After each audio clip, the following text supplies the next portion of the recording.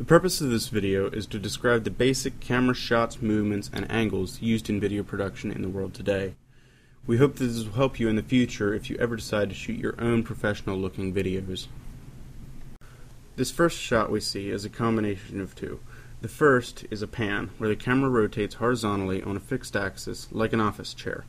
The second is a wide shot, also called an establishing shot because it shows a large scene and establishes where an action will take place. Here we're trucking along with the horse. A truck is where the camera moves with an action.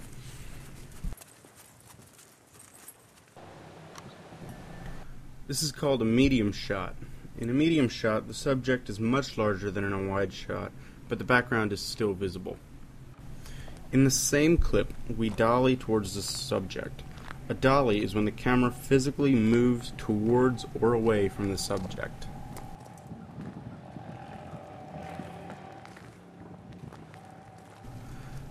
This is a close-up. In a close-up, the subject, in this case the horse, dominates the scene. Finally, we dolly in to get an extreme close-up where only a small part of the subject is visible. In this case, it's his nose. We now see an example of both a tilt, where the camera rotates vertically on a fixed axis, and a low angle, which shoots the subject from closer to the ground to make it look larger. Here's a pedestal. In a pedestal, the camera rises or descends while remaining parallel to the ground.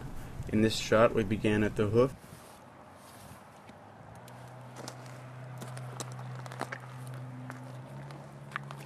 and raised the camera to see his face.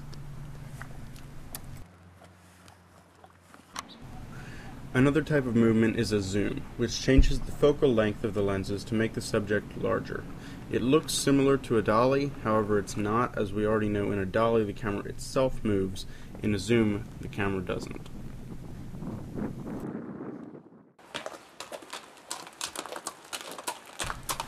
This shot here is called a pass-by. In a pass-by, the subject moves past the stationary camera.